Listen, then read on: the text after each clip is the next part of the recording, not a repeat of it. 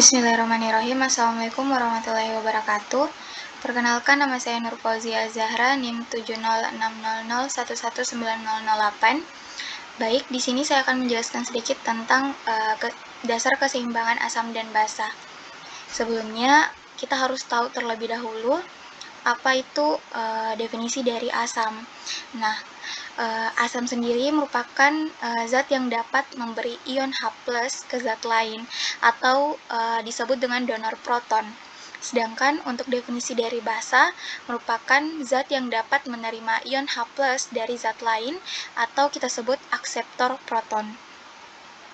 Nah, setelah mengetahui definisi dari asam dan basa, kita perlu tahu definisi dari keseimbangan asam dan basa itu sendiri apa.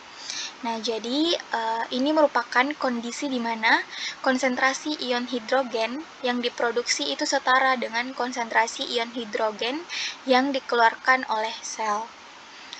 Nah, selanjutnya untuk menyatakan keasaman atau basa dari suatu senyawa, kita gunakan istilah pH, di mana pH normal pada manusia itu 7,35 sampai 7,45. Nah, jika pH-nya didapati kurang dari 7,35, maka kita sebut dengan asidosis. Nah, sedangkan jika pH-nya lebih dari 7,45, maka itu dalam keadaan alkalosis. Jadi itu ada asidosis dan ada alkalosis. Asidosis pH kurang 7,35, alkalosis jika pH-nya lebih dari 7,45. Nah, selanjutnya kita perlu tahu terdapat beberapa sistem pengaturan keseimbangan asam dan basa. Jadi terdapat 3 sistem yang saling berkoordinasi untuk menjaga mengatur keseimbangan asam dan basa. Yang pertama ada sistem buffer. Sistem buffer ini nanti dia akan bergabung dengan asam dan basa untuk memperbaiki pengaturan keseimbangan asam dan basa. Nah, yang pertama ada buffer bikarbonat, buffer protein, buffer hemoglobin, dan buffer fosfat.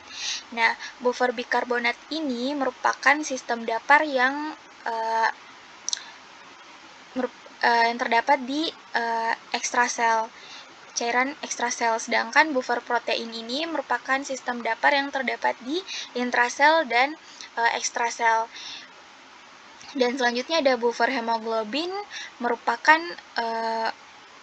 sistem dapar yang terdapat di eritrosit, dan buffer fosfat merupakan sistem dapar yang terdapat di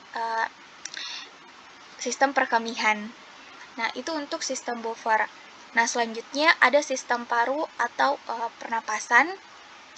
Jadi, sistem paru ini dia bekerja dalam waktu yang singkat.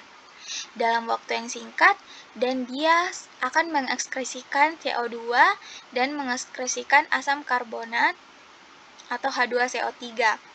Dan juga akan menjaga konsentrasi H+ jika terjadi kelebihan. Nah, selanjutnya sistem berikutnya adalah sistem ginjal. Jadi sistem ginjal ini dia bereaksi lambat. Beda halnya tadi dengan sistem paru, dia bekerja dalam waktu singkat, sedangkan untuk sistem ginjal ini dia bereaksi atau bekerja dalam waktu yang lambat. Meskipun lambat, tapi dia merupakan sistem yang paling kuat, di mana dia bekerja dalam beberapa jam hingga hari. Dan sistem ginjal ini dia bagaimana cara dia mengatur keseimbangan asam dan basa, dia akan mengekskresikan urin yang asam atau basa. Jadi jika yang diekskresikan urin yang asam, maka akan terjadi pengeluaran penurunan dari yang asam ataupun basa dan seterusnya. Nah, selanjutnya keseimbangan asam dan basa, ada beberapa gangguan keseimbangan asam dan basa. Ada asidosis respiratorik, asidosis metabolik, alkalosis respiratorik, dan alkalosis metabolik. Nah, yang pertama yaitu asidosis respiratorik. Nah, asidosis respiratorik ini